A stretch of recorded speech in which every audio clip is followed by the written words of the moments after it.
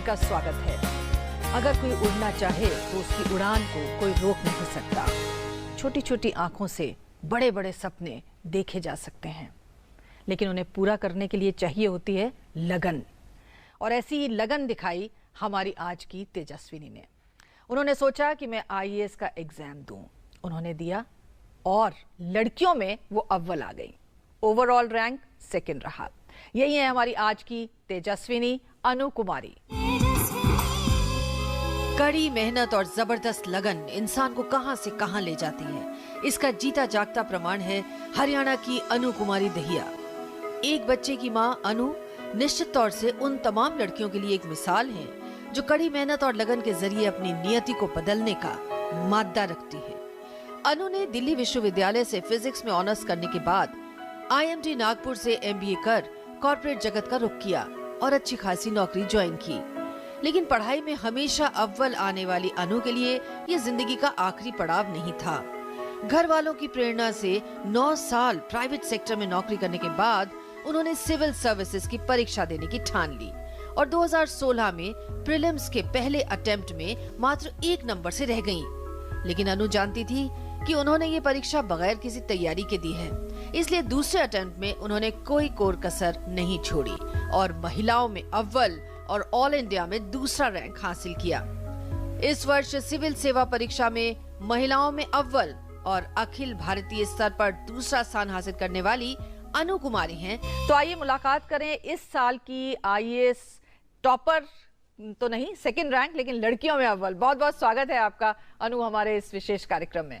Thank you ma'am. और बहुत बहुत बधाई आपको, आपने जो करके दिखाया है लड़कियों में। आपने फर्स्ट आप आई और ओवरऑल आपका रैंक आईएएस में सेकंड रहा।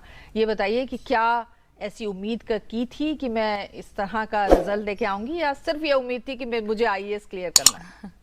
मैम ये तो कहीं दूर दूर सपने में भी नहीं सोचा था कि रैंक 2 आ जाएगा। हाँ ये ज़रूर था कि शायद लिस्ट में नाम आ जाना चाहिए। अच्छा। ये थोड़ी होप थी। हाँ लेकिन मेरे पेरेंट्स को और मेरी फैमिली को, तो मेरा भाई और मेरे फादर वो मुझे बोलते थे तू टॉप 10 में आ जाएगी। अच्छा। तो कुछ ऐसा था, बट नहीं, मैंने नहीं सोचा था कि रैंक 2 आ जाएगा। लेकिन आप एक अच्छी स्टूडेंट थी, तभी घर वालों को और सबको ये उम्मीद थी कि आप अच्छा करेंगी। जी हाँ बिल्कुल ठीक बोल रही हैं। शायद इसी कारण कि हमेशा से पढ़ाई में थोड़ा सही प्रदर्शन रहा था। अच्छा। तो माँ बाप को और भाई बहन को उनको उम्मीद थी कि हाँ शायद ये टॉपर्स में आ सकती है। अच्छा, तो क्या आप पढ़ाई में हमेशा नंबर 1 पे आती थी? हाँ मैम, स्कूल के दौरान आई वाज ऑलवेज नंबर 1। अच्छा। देन ग्रेजुएशन के दौरान I was number 2 in college. And again जब मैंने MBA किया है उसमें भी again I was a topper. तो ये टॉपर रहने का क्या मूल मंत्र है? मैम आई थिंक कि लाइफ में आपकी प्रायोरिटीज़ क्या हैं, आप क्या करना चाहते हैं और कितनी लगन से आप कोई भी काम करते हैं, यही चीज़ें डिसाइड करती हैं कि आप कैसा प्रदर्शन करते हैं। लेकिन जो पढ़ने वाले बच्चे होते हैं, वो जो स्टूडियस वाले होते हैं, वो जिंदगी से बिल्कुल अलग कई बार कट जाते हैं और सिर्फ पढ़ाई, मोटे मोटे चश्मे लग जाते हैं। वैसे तो आजकल चश्मे बहुत लोगों को वैसे भी लग जाते हैं, लेकिन आपको देख के ऐसा लगता नहीं है कि हाँ मैम, मैंने 24 घंटे पढ़ते ही रहो? राइट। ये मैंने कभी नहीं अपना मूल मंत्र रखा कि मैं सिर्फ और सिर्फ किताबों तक ही सीमित रहूं। इनफैक्ट मुझे स्कूल में बेस्ट ऑलराउंडर का अवार्ड मिलता था। एंड मैंने बहुत सारे प्राइजेस जीते हैं, डांसिंग में, पेंटिंग में, story writing, debating etcetera. So I was always a student who was involved in extra curricular activities. अच्छा, ये बताइए कि ये जो आईएएस का एग्जाम आपने दिया, हम जानते हैं कि जो आपके बारे में मीडिया में अच्छा रहा है कि आपने बहुत देर से ये अटेम्प्ट किया। जी हाँ। क्यों? जी मैम, मुझे अभी 9 साल का वर्क एक्सपीरियंस हो गया था। एक्चुअली जब मैंने MBA किया था वो मैंने इस मकसद से किया था कि I come from a financially humble background. तो फैमिली को फाइनेंशियली सपोर्ट करना, खुद के पैरों पे खड़ा होना, वो मेरे लिए एक प्रायोरिटी थी। तो MBA करने के बाद मैंने एक जॉब टेकअप कर लिया था ICICI प्रूडेंशियल म्यूचुअल फंड्स नाम की कंपनी में। और वहाँ से जो फाइनेंशियल नीड थी वो फुलफिल होनी शुरू हो गई थी। अब धीरे धीरे जैसे वक्त बीतता गया, वो नीड फुलफिल होने के बाद फिर लाइफ में मीनिंगलेसनेस सी होने लग गई थी। अब 8 साल 9 साल नौकरी करने के बाद सुबह जब मैं उठ के ऑफिस जाती थी तो वो मन में कहीं एंथुजियाज्म नहीं था, कुछ ऐसी फीलिंग नहीं आती थी हाँ मैं आज कुछ ऐसा करने जा रही हूँ विच आई लुक फॉरवर्ड टू। अच्छा। और मुझे लगने लगा था शायद ऐसी ही ज़िंदगी जीती गई तो हाँ पैसे बहुत मिलेंगे, I will have financially secure life, लेकिन कहीं ना कहीं I would look back at my life at the time of my death perhaps I would not be a happy person. So उस तरीके की फीलिंग्स थी मैम मन में। फिर कुछ ऐसे इवेंट्स घटे, मेरे मामा जी ने, मेरे भाई ने, उन्होंने मुझे काफ़ी इनकरेज किया कि यू कैन डू इट और अभी 2 चांस हैं तुम्हारे पास और हमें लगता है तुम एक में ही निकाल दोगी, तो leave your job please try, leave your job please try. और मेरे भाई ने मेरा प्री का फॉर्म भर दिया था मुझे भी ना बताए। अच्छा। उस दिन असल में टीना डाबी हैड टॉप्ड अच्छा on a particular day when the result came and Tina Dabi had topped. मेरे भाई ने वो अखबार में देखा था एंड उस दिन प्री का फॉर्म भरने के लिए कुछ समय बाकी था, तो उसने प्री का फॉर्म भर दिया उस साल का। 2 महीने बाकी थे, फिर उसने मुझे कन्विंस करना शुरू किया कि आप जॉब छोड़ो। फिर मैंने जॉब छोड़ के वो वाला अटेम्प्ट दे दिया। उसमें मेरा 1 मार्क से प्री क्लियर होना रह गया था। अच्छा। फिर नेक्स्ट ईयर के लिए I had good amount of time, आराम से 1 साल था। फिर मैंने प्रिपरेशन की और भगवान की कृपा से इसमें हो गया। लेकिन हम जानते हैं कि आपने सिर्फ 8-9 साल नौकरी नहीं की, आपने शादी भी की और शादी के बाद एक बेबी भी आपके पास में था जिस वक्त आप ये सिविल सर्विसेज के लिए तैयारी कर रही थी। तो दिक्कत नहीं हुई? मतलब बहुत सारे लोग कहते हैं कि शादी के बाद मुश्किल होता है और खासतौर से इस तरह की तैयारी में लगना, जुटना, पढ़ना, तो वो कैसे मैनेज किया? मैम बिल्कुल सही कह रही हैं। शादी के बाद एक लड़की की लाइफ में काफ़ी चेंजेस आते हैं। जब वो अपने पेरेंट के घर पे रह रही होती है तो उसे केयर दी जाती है, पैम्पर किया जाता है और जब वो अपने ससुराल में आ जाती है then she is suppose to be taking care of others, roles differ कर जाते हैं। तो हाँ काफ़ी कुछ बदलाव आ जाता है और ये आसान नहीं होता है। इनफैक्ट काफ़ी औरतों के लिए शादी के बाद उनका career takes a back seat, खत्म भी हो जाता है and family becomes the prime responsibility. But here ma'am thankfully I would say that I have a very cooperative family on my in-law side also and especially on my parents side। तो मैं अपने in-laws और husband उन्होंने मुझे support किया in my decision to chuck my job and start preparing। और उन्होंने इस चीज़ के लिए भी मुझे अलाउ कर दिया कि I can come to my parents place and prepare there। और जब मैं अपने माँ बाप के घर आ गई थी तो मुझे कंप्लीट सपोर्ट था मैम। वहाँ मैं ये कहूँगी I would not like to take extra credit, मैं पानी का ग्लास भी नहीं उठाती थी। Very nice। तो वहाँ पे मैंने सिर्फ और सिर्फ सारा ध्यान मेरा पढ़ाई पे था। अच्छा। थोड़े समय बाद मैंने रियलाइज़ किया कि बेटे के साथ रह के पढ़ाई नहीं हो रही थी। मैंने एक लाइब्रेरी भी ज्वाइन किया था कि मैं दिन में लाइब्रेरी में पढ़ लूँगी एंड सुबह शाम बेटे के साथ थोड़ा टाइम स्पेंड हो जाएगा।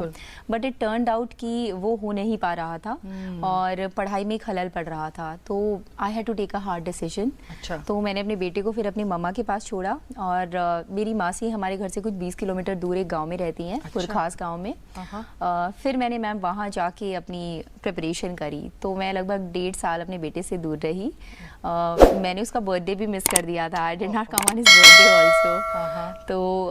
तो इस तरीके से वहाँ मैंने तैयारी की। गाँव में रह के मतलब पढ़ाई की, तो वहाँ पर सब चीज़ें नेट की सुविधा और तमाम अखबार और पत्रिकाएं ये सब पहुँच रही थी आपके पास? मैम वहाँ अखबार तो नहीं जाता था। अच्छा। हिंदी का अखबार ज़रूर था, लेकिन जब मैंने वेंडर से रिक्वेस्ट किया कि भाई आप हिंदू डाल दिया कीजिए, इंडियन एक्सप्रेस डाल दिया कीजिए, तो उन्होंने बताया कि यहाँ पे वो पॉसिबल नहीं हो पाएगा।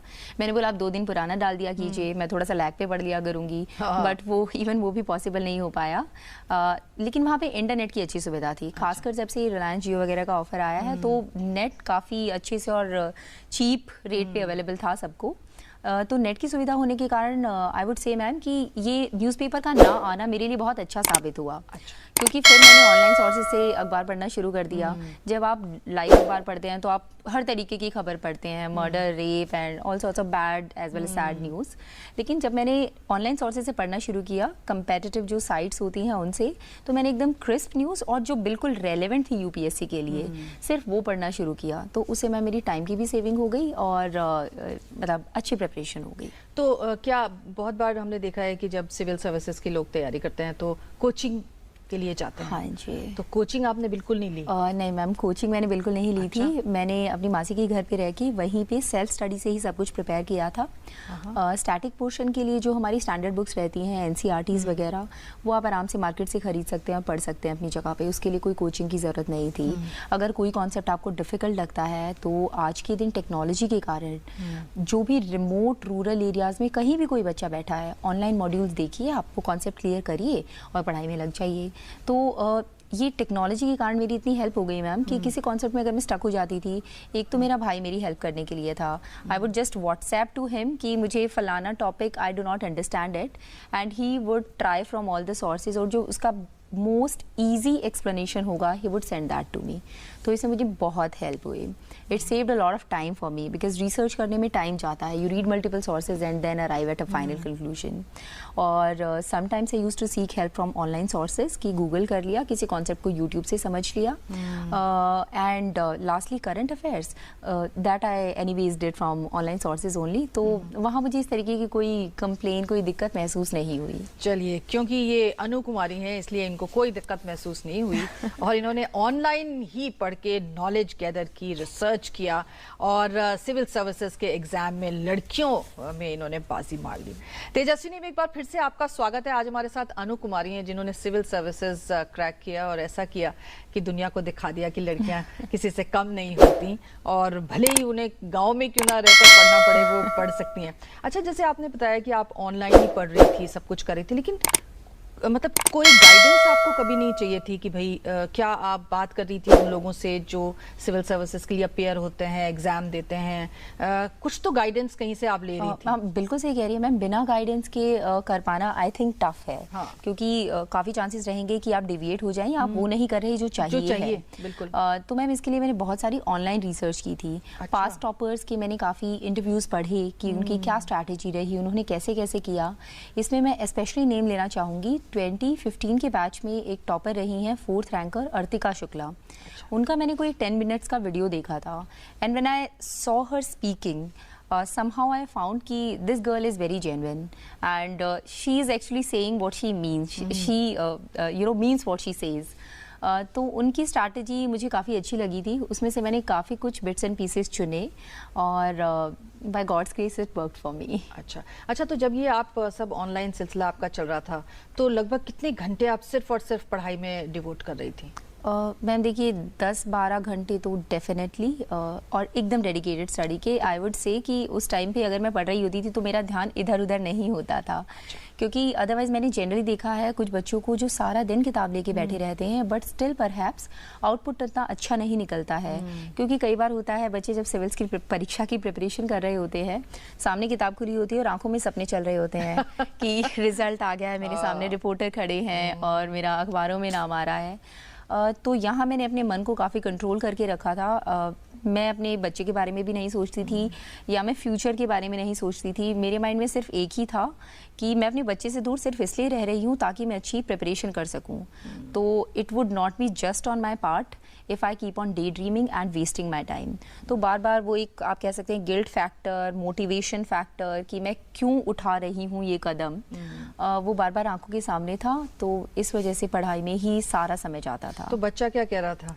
मैम वो रोता बहुत था वो बहुत रोता था। मुझे मम्मी बताती थी वो उदास रहने लग गया था एक्चुअली। जब मैं उसे छोड़ के गई थी तो वो एक्सप्रेस नहीं कर सकता था कि what he is feeling, but उसके बिहेवियर में चेंज नज़र आता था। उसने उदास रहना शुरू कर दिया था।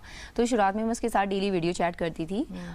फिर लेटर ऑन आई रियलाइज कि it is hurting me as well as him, क्योंकि वो मुझे फिर भूल नहीं पा रहा था। उसे याद आ जाता था कि हाँ मम्मी वहाँ हैं और मुझसे सिर्फ वीडियो चैट कर रही हैं।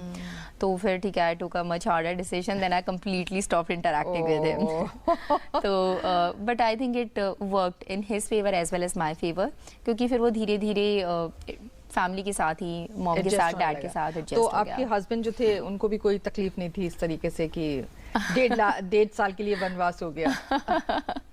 हाँ, husband is quite older to the son, तो हाँ ठीक है, उन्होंने मैनेज कर लिया। जब छोटे बेटे ने ही कर लिया तो ठीक है, उन्होंने भी अच्छा, जब ये रिजल्ट आया तो क्या फीलिंग्स थी, मतलब मैम हस्बैंड की क्या फीलिंग्स थी, पेरेंट्स की क्या फीलिंग्स थी, और बच्चे की क्या फीलिंग्स थी, वो सबसे इम्पोर्टेंट है। आपकी सफलता में वो बहुत इम्पोर्टेंट है। मैं अपनी बेटी को पहले बोलती थी कि बेटा जब आप प्रे करते हो ना तो बोलना कि मम्मा पास हो जाए, मम्मा पास हो जाए। Although he simply did not realise its meaning और व्हाट इम्पोर्टेंस। जिस दिन रिजल्ट आया मैम उस दिन पहले तो काफ़ी देर विश्वास नहीं हुआ था, and I actually jumped and I cried, the whole family cried कि अच्छा ऐसा हो गया है। Then everybody was of course very very happy. और बेटा जो था वो तो उसे तो मैंने गोदी में उठा लिया था, and I was hugging him time and again कि मम्मा पास हो गई है, मम्मा पास हो गई है। फिर वो मुझे बोलता है देखा मैंने बोला था ना, मैंने प्रे किया था ना। तो he was happy.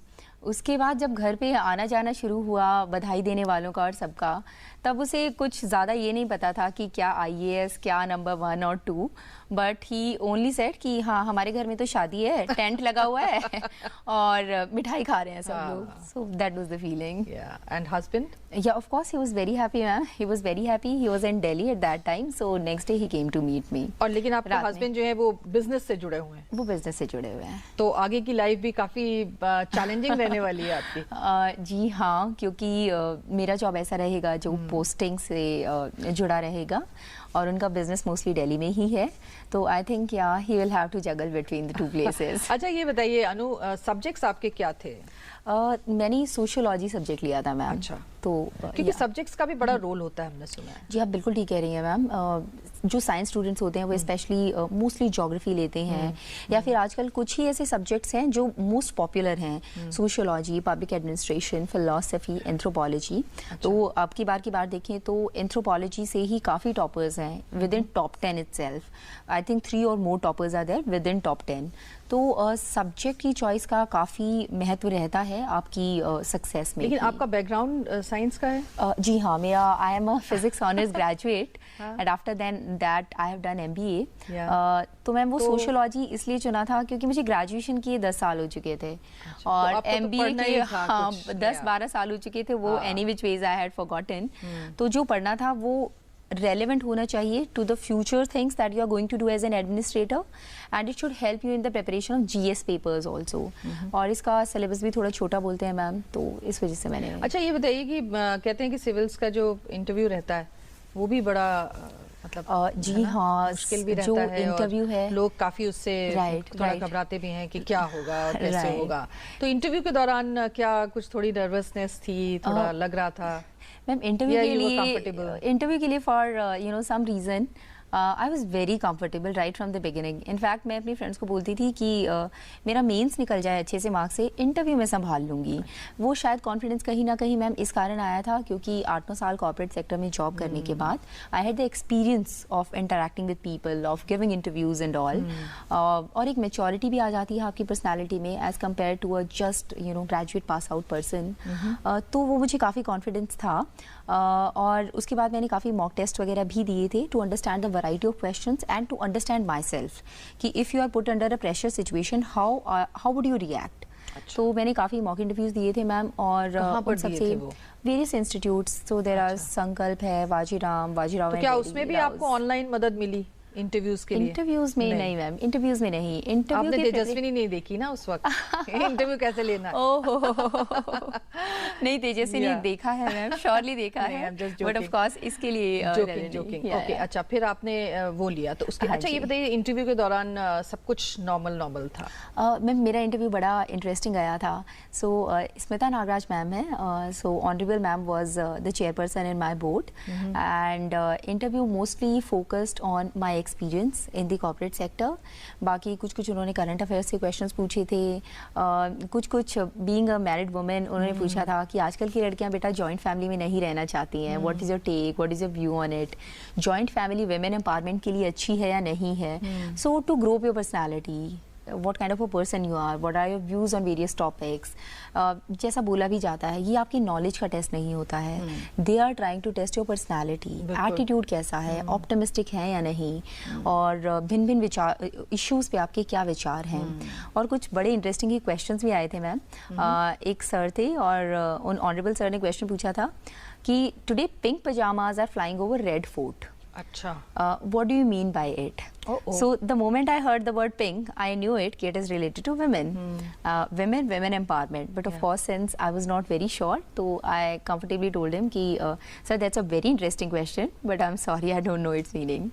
So then he very calmly explained to me कि बेटा, it is about women empowerment. Now look at you, aren't you an empowered woman? So ma'am, this was the kind of interaction that was happening in the interview. They are so calm, so nice people that he make you comfortable. वो इतना comfortable कर देते हैं कि actual में जो आपकी real personality होती है वो निकल के बाहर आ जाती है। और एक और उन्होंने, मेरी हॉबीज डांसिंग और पेंटिंग है, तो एक उन्होंने क्वेश्चन उससे भी संबंधित पूछा था कि जनरली ये कहा जाता है कि आर्टिस्ट की एक थर्ड आई होती है, artist have a third I, what do you understand by it and do you have a third I? So this was the kind of question. तो काफी interesting and mix set of question थे, different topics. अच्छा ये बताइए अनु, जैसे आपने college किया, आपने दिल्ली के हिंदू कॉलेज से मैंने आपने कॉलेज किया ना, तो क्या उस वक्त जैसे आप कॉर्पोरेट सेक्टर आपने ज्वाइन कर लिया, तो उस वक्त कभी था आपके दिमाग में कि आप सिविल सर्विसेज के लिए जाना चाहेंगी या नहीं था? मतलब मैम जब मैंने ग्रेजुएशन किया, कभी शुरू में से ही लोगों को होता है कि भाई हमें तो यही करना है। राइट।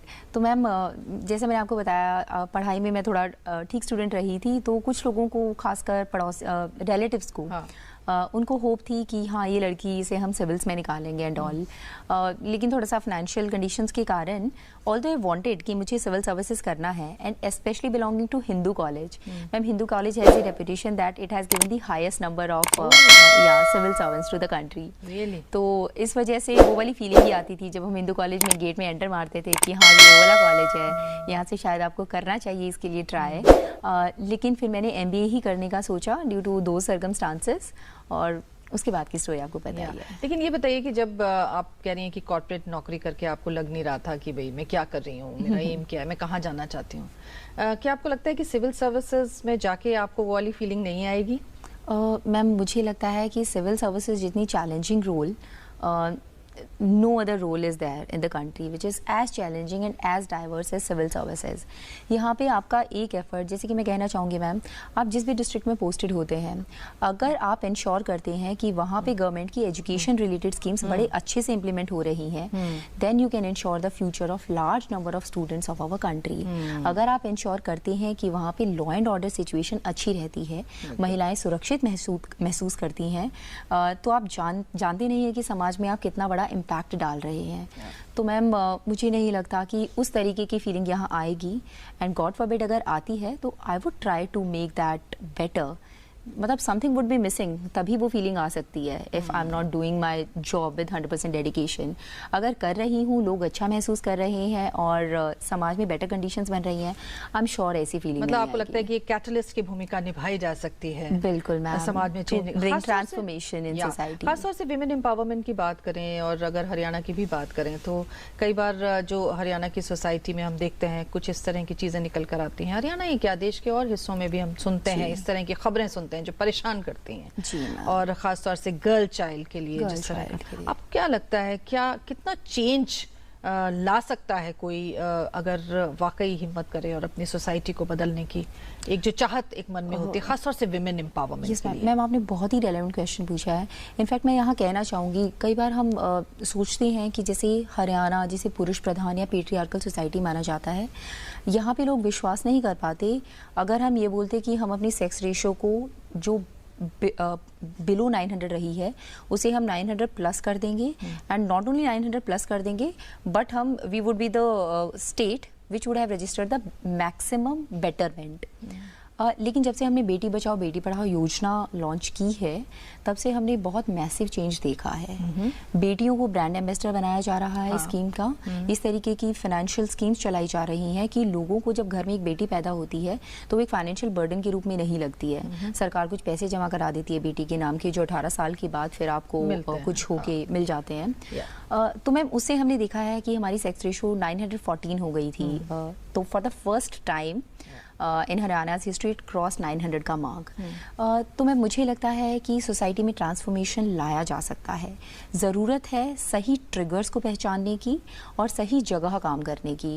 मैं आपको एक हमारी सरपंच का एग्जांपल देना चाहूँगी। वो एक गांव में सरपंच हैं और उन्हें इस तरीके की पहल ली, सेल्फी विद डॉटर। अच्छा। ऐसे करके उन्होंने एक अभियान चालू किया and you would not realise कि people have been really enthusiastic about it and they have started looking at their daughters कि हाँ she is my pride and she can be my pride. लोगों ने बड़े खुश होकर अपनी छोटी छोटी बेटियों के साथ फोटोज, हाँ सेल्फी विद डॉटर करके फेसबुक वगैरह पे डाला है, सोशल मीडिया पे छाए हैं। तो मैम मुझे लगता है कि चेंज इज पॉसिबल, चेंज हो भी रहा है and again I am optimistic about future also. तो अब जबकि आप रण में उतरने वाले हैं, जी। है ना, ट्रेनिंग शुरू हो जाएगी कुछ समय के बाद और वो खत्म होगी और फिर असली जो आपका काम है वो दिया जाएगा। क्या क्या देखती हैं आप अपने फ्यूचर में और अपने आप को, और ख़ास तौर से जिस मिशन के लिए, जिस प्रेरणा के साथ आप इस सिविल सर्विसेज में आई हैं, किस प्रकार से अपने रोल को देखती हैं? मैम मुझे लगता है कि ये बहुत चैलेंजिंग रोल है। जैसे कि अब तक एकदम खुशी महसूस हो रही थी कि वो पढ़ाई वाला दौर ख़त्म हुआ और अब प्रैक्टिकल शुरू हो गया, सफलता मिल गई है। लेकिन अब मुझे एहसास हो रहा है कि चैलेंजेस अभी ख़त्म नहीं हुए हैं, चैलेंजेस की अब शुरुआत है। क्योंकि जिस रोल में हम जा रहे हैं वहाँ पे there is a lot of scope to make a difference, to make changes and improvement के लिए बहुत स्कोप है। तो मुझे लगता है कि मैं अभी एक बहुत ही चैलेंजिंग रोल में जा रही हूँ जहाँ मुझसे बहुत सारी एक्सपेक्टेशंस होंगी और डिफरेंट तरीके के चैलेंजेस भी होंगे। गवर्नमेंट की जनरली पब्लिक के माइंड में बहुत अच्छी परसेप्शन नहीं रहती है। वो मानते हैं कि गवर्नमेंट है तो उन्हें ज़्यादा नहीं पड़ी है, इंफ्रास्ट्रक्चर कैसा है, एजुकेशन कैसी है, हेल्थ कैसी है और चलता है वाला एटीट्यूड है। तो उस तरीके की एक धारणा को चेंज करना, अपनी एक अच्छी छवि बनाना और बहुत अच्छा काम करना, ये मैं अपना रोल देखती हूँ मैम फ्यूचर में। और एट द सेम टाइम मुझे पता है कि काफ़ी चैलेंजेस रहेंगे, बट मुझे लगता है कि हाँ सभी के सपोर्ट के द्वारा और खुद में एक ज़ील है तो शायद मैं वो रोल निभा पाऊँ। हमें पूरी उम्मीद है कि आप इन सब चैलेंजेस पे खरी उतरेंगी। हमारी शुभकामनाएं हमेशा आपके साथ रहेंगी। बहुत बहुत शुक्रिया अनु, हमसे बात करने के लिए। Thank you Neelam ji. तो